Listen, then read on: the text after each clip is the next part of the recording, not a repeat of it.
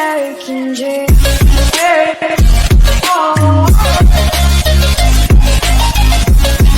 Assalamualaikum warahmatullahi wabarakatuh.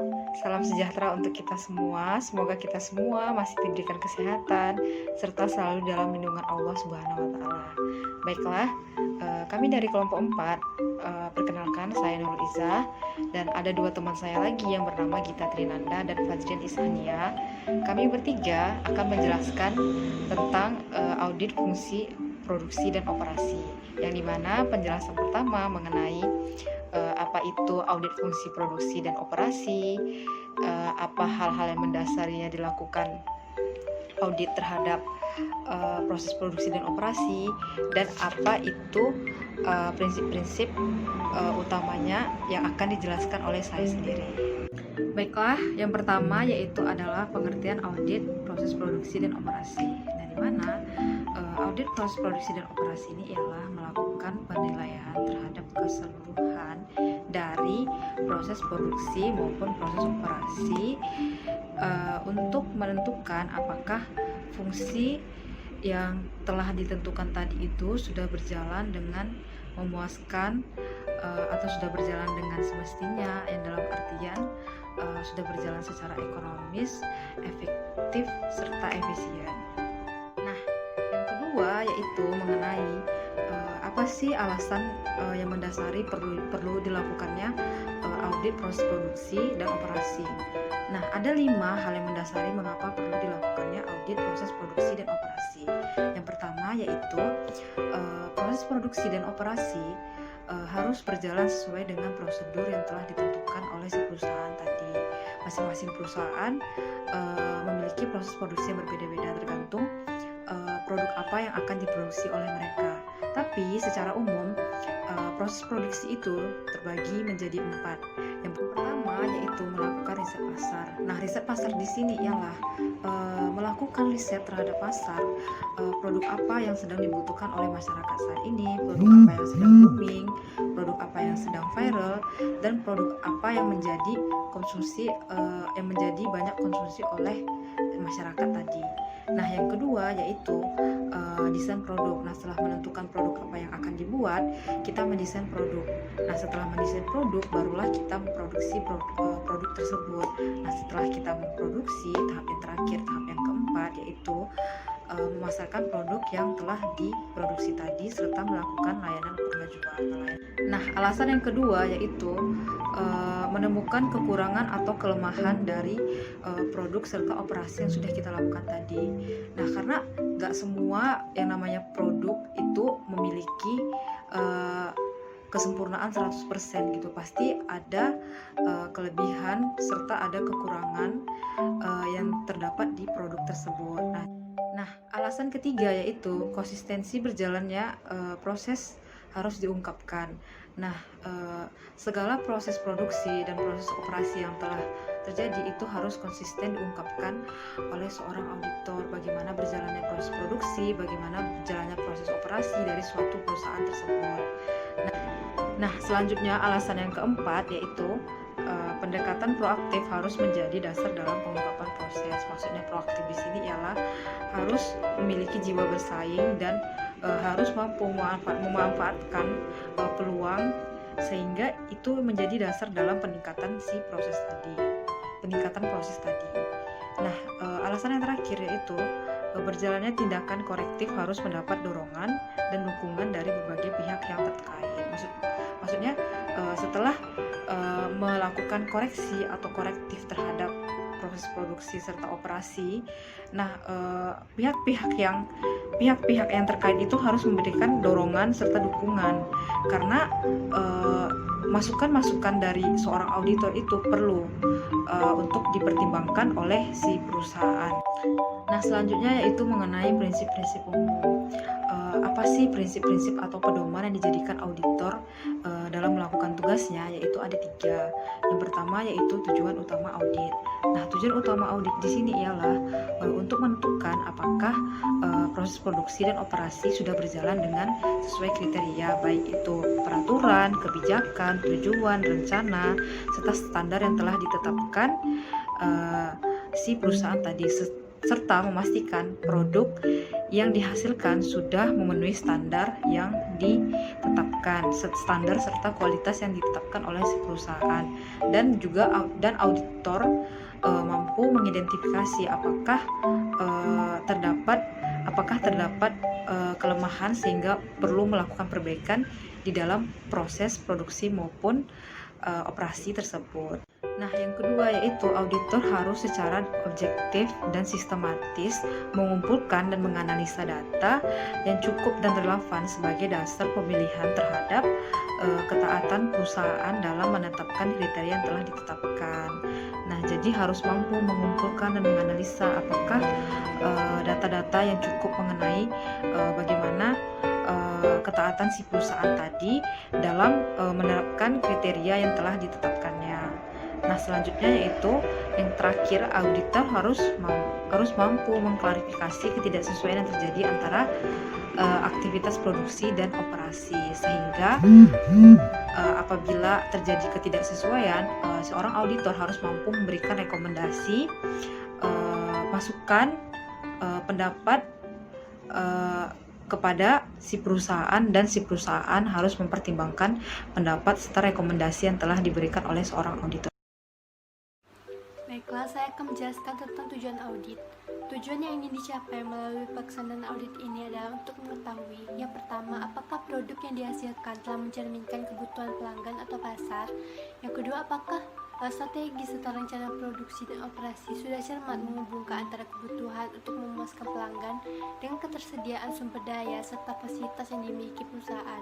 Yang ketiga, apakah strategi, rencana produksi dan operasi telah mempertimbangkan kelemahan-kelemahan internal, ancaman lingkungan eksternal, serta peluang yang dimiliki perusahaan. Yang keempat, apakah proses transformasi telah berjalan secara efektif dan efisien. Yang kelima, apakah penempatan fasilitas produksi dan operasi telah mendukung berjalannya proses secara ekonomis, efektif dan efisien.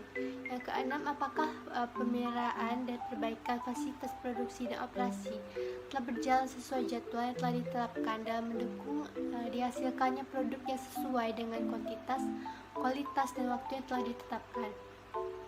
Yang terakhir, apakah setiap bagian yang terlibat dalam proses produksi dan operasi telah melaksanakan aktivitas dengan ketentuan serta produk yang telah ditetapkan perusahaan.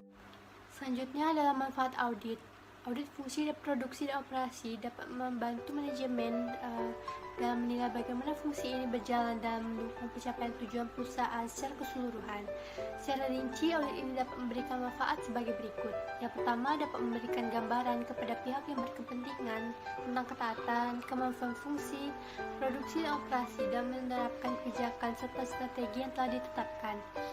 Yang kedua, dapat memberikan informasi tentang usaha-usaha perbaikan proses produksi dan operasi yang telah dilakukan perusahaan, serta hambatan-hambatan yang dihadapi. Yang ketiga, dapat memberikan area permasalahan yang masih dihadapi dalam mencapai tujuan produksi dan operasi, serta tujuan perusahaan secara keseluruhan. Yang keempat, dapat menilai kekuatan dan kelemahan strategi produksi dan operasi, serta kebutuhan perbaikannya, dan meningkatkan kontribusi fungsi ini terhadap pencapaian tujuan perusahaan. Selanjutnya, tahap-tahap audit. Tahap-tahap audit produksi dan operasi meliputi audit pendahuluan, review dan pengujian terhadap pengendalian manajemen, audit lanjutan, pelaporan, dan tindak lanjut. Pada audit pendahuluan diawali dengan perkenalan antara pihak auditor dengan organisasi audite untuk mengonfirmasi skop audit, mendiskusikan rencana audit dan penggalian informasi umum tentang organisasi audite, objek yang akan diaudit, mengenal lebih lanjut kondisi perusahaan dan prosedur yang ditetapkan pada proses produksi dan operasi. Selanjutnya, review dan pengujian pengendalian manajemen. Pada tahap ini, auditor melakukan review dan pengujian terhadap beberapa perubahan yang terjadi pada struktur perusahaan, sistem manajemen kualitas perusahaan, serta hasil audit terakhir. Berdasarkan data yang diperoleh pada audit pendahuluan, auditor melakukan penilaian terhadap tujuan utama produksi dan operasi serta variabel-variabel yang mempengaruhinya. Lalu ada audit lanjutan atau terperinci. Pada tahap ini, auditor melakukan audit yang lebih dalam dan pengembangan temuan terhadap fasilitas, prosedur, atau pencatatan yang berkaitan dengan produksi dan operasi. Selanjutnya, dilakukan konfirmasi kepada pihak perusahaan selama audit dilakukan untuk mendapatkan kejelasan dari pejabat yang berwenang merupakan kelemahan yang ditemukan oleh auditor. Lalu pelaporan, yaitu hasil dari keseluruhan tahapan audit sebelumnya telah diringkaskan dalam kertas kerja audit, merupakan dasar dalam pembuatan kesimpulan audit dan rumusan rekomendasi yang akan diberikan auditor sebagai alternatif solusi atas kekurangan-kekurangan yang masih ditemukan. Yang terakhir itu tindak lanjut, yaitu rekomendasi yang disajikan auditor dalam pelaporannya merupakan alternatif atau perbaikan yang ditawarkan untuk meningkatkan berbagai kelemahan atau kekurangan yang masih terjadi pada perusahaan. Selanjutnya, ruang lingkup audit. Ruang lingkup audit produksi dan operasi meliputi keseluruhan dari program atau aktivitas yang dikelola pada fungsi ini, yang merupakan bagian dari wewenang dan tanggung jawab untuk mendukung pencapaian tujuan perusahaan. Secara keseluruhan, ruang lingkup audit produksi dan operasi meliputi yang pertama, rencana produksi dan operasi. Rencana produksi dan operasi mengakomodasi rencana fungsi-fungsi bisnis lain yang merupakan penjabaran dari rencana pencapaian tujuan perusahaan secara keseluruhan. Yang kedua, produktivitas dan peningkatan nilai tambah. Transformasi yang mengubah input menjadi output selalu diikuti dengan peningkatan nilai tambah. Nilai tambah meliputi seluruh usaha dalam meningkatkan manfaat yang diperoleh baik untuk perusahaan maupun pelanggan. Ketiga, pengendalian produksi dan operasi. Pengendalian produksi dan operasi menyangkut pengamatan atas hubungan antara proses yang berjalan dengan standar atau kriteria operasi yang telah ditetapkan.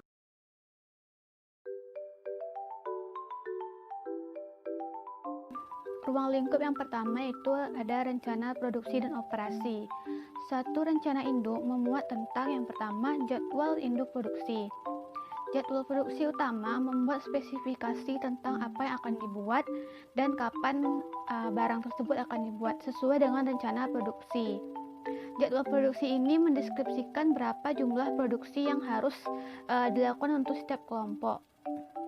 Kapan produk tersebut sudah harus diserahkan kepada konsumen, dan sumber daya apa saja yang harus tersedia untuk menghasilkan produk sesuai dengan rencana operasi perusahaan.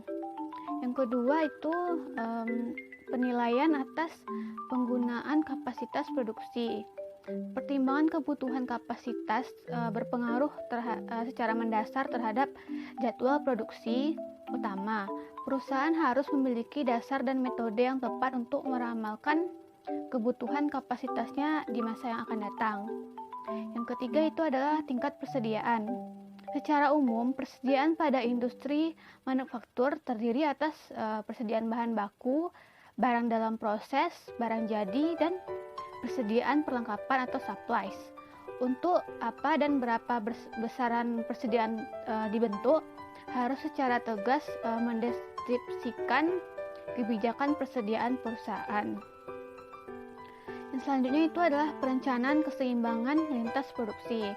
Keseimbangan lintas produksi atau disebut juga dengan keseimbangan lini produksi bertujuan untuk memperoleh suatu arus produksi yang lancar guna memperoleh optimalisasi penggunaan fasilitas, tenaga kerja, dan peralatan yang tinggi melalui penyeimbangan waktu kerja. Secara teknis, dalam menyusun keseimbangan ini terdapat dua faktor, yaitu yang pertama jumlah waktu. Perencanaan keseimbangan lintas produksi. Keseimbangan lintas produksi atau disebut juga dengan keseimbangan lini produksi bertujuan untuk memperoleh suatu arus produksi yang lancar guna memperoleh optimalisasi penggunaan fasilitas, tenaga kerja, dan peralatan yang tinggi melalui penyeimbangan waktu kerja antar stasiun kerja. Secara teknis terdapat dua faktor, yaitu yang pertama jumlah waktu seluruh tugas, dan yang kedua waktu elemen tugas terpanjang agar waktu siklus yang minimum diketahui. Metode ini mengelompokkan penugasan dalam mencapai keseimbangan lintas produksi yang optimal dengan prosedur sebagai berikut. Yang pertama, menetapkan tugas yang dapat dipilih sebagai tugas awal. Yang kedua, menetapkan tugas yang cocok dengan waktu yang tersedia. Yang ketiga itu menetapkan penugasan pada suatu stasiun kerja sampai maksimal. Yang terakhir, melanjutkan ke stasiun kerja berikutnya dengan mengulangi prosedur di atas sampai semua penugasan selesai. Ruang lingkup yang kedua yaitu produktivitas dan peningkatan nilai tambah. Lean production didukung oleh kebijakan dan praktik produksi yang secara maksimal mengoptimalkan penggunaan sumber daya perusahaan untuk meningkatkan keunggulan bersaingnya. Kebijakan dan praktik tersebut meliputi yang pertama, penghapusan persediaan. Produsen dengan lean production memfokuskan produksi dan operasinya pada penurunan persediaan. Metode ini menggunakan just in time dalam menurunkan waktu pemrosesan dan biaya, dalam meningkatkan efisiensi proses operasinya. Yang kedua itu adalah zero defect. Metode ini membangun suatu sistem produksi dan operasi yang dapat membantu karyawan memproduksi unit yang sempurna untuk setiap prosesnya. Persiapan proses produksi dilakukan dengan lebih matang untuk mencegah terjadinya suatu kegagalan. Yang ketiga adalah meminimalkan kebutuhan tempat. Upaya untuk meminimalkan jarak tempuh unit produk dapat mengurangi kebutuhan tempat dalam proses produksi.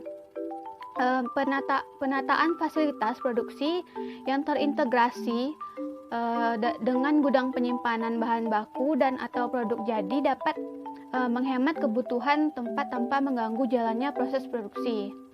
Yang selanjutnya adalah kemitraan dengan pemasok. Melibatkan pemasok ke dalam rencana keberhasilan perusahaan merupakan model yang banyak dikembangkan dalam praktik produksi modern pada saat ini. Dengan membangun hubungan yang erat dengan pemasok dan menjelaskan rencana dan standar kebutuhan, dan bertanggung jawab juga untuk memenuhi kebutuhan perusahaan terhadap pasokan bahan baku, baik dalam segi kualitas, kuantitas, dan waktu pasokan tersebut dibutuhkan harus sudah tersedia di perusahaan. Yang selanjutnya itu meminimalkan aktivitas yang tidak menambah nilai. Melalui suatu analisis aktivitas dan komitmen untuk melakukan perbaikan secara terus-menerus, perusahaan yang menerapkan metode ini meminimalkan aktivitas-aktivitas yang tidak berguna, baik bagi pelanggan maupun bagi perusahaannya. Yang selanjutnya itu adalah pengembangan angkatan kerja.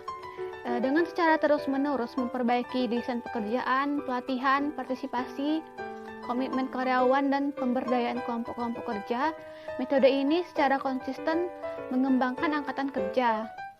Yang selanjutnya adalah menciptakan tantangan dalam bekerja. Pemberdayaan dan pelatihan karyawan dalam keberhasilan perusahaan dapat menimbulkan tantangan tersendiri pada karyawan tersebut dan mendorong mereka untuk lebih bertanggung jawab dan berprestasi.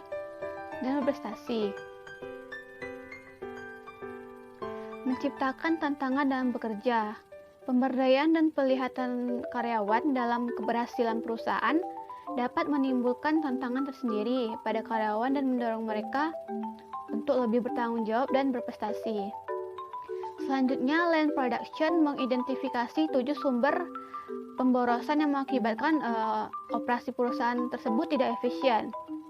Itu yang pertama, produksi yang lebih besar dari kebutuhan. Yang kedua, waktu tunggu dan atau waktu menganggur. Yang ketiga, penanganan material yang terlalu sering. Yang keempat, persediaan. Yang kelima, pergerakan peralatan dan operatornya yang tidak menambah nilai bagi produk. Yang selanjutnya, proses produksi yang tidak penting. Dan yang terakhir, pengelolaan kembali produk cacat. Dan ruang lingkup yang terakhir adalah pengendalian produksi dan operasi. Tujuan utama dari pengendalian produksi dan operasi meliputi 3 hal penting dalam keunggulan bersaing perusahaan. Yang pertama yaitu memaksimalkan tingkat pelayanan.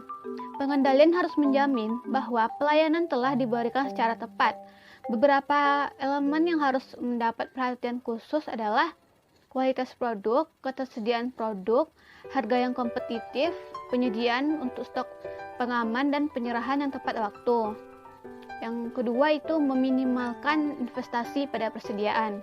Pengendalian harus mampu memandu seluruh aktivitas, baik aktivitas utama ataupun pendukung, manufaktur ke dalam suatu proses yang telah terintegrasi, sehingga proses itu bisa berjalan sesuai dengan rencana dan jadwal yang telah ditentukan. Dan yang terakhir adalah Efisiensi produksi dan operasi. Untuk memperoleh harga yang kompetitif, pengendalian harus meminimumkan biaya-biaya yang terjadi dalam produksi dan operasi. Efisiensi produksi dan operasi adalah sesuatu yang mutlak dan harus menjadi budaya kerja pada setiap bagian yang terlibat dalam proses produksi dan operasi ini. Dalam pengendalian produksi dan operasi meliputi pengendalian terhadap keseluruhan komponen dan tahapan dalam proses produksi, mulai dari penanganan bahan baku sampai dengan penanganan penyerahan produk jadi ke gudang. Secara rinci, pengendalian tersebut meliputi hal-hal sebagai berikut. Yang pertama, pengendalian bahan baku.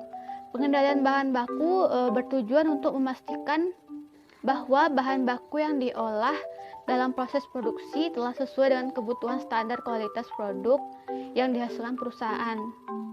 Pengendalian bahan baku mencakup keseluruhan aktivitas yang berhubungan dengan bahan baku, mulai dari pembelian, jadwal penerimaan, penanganan, sampai penyimpanan.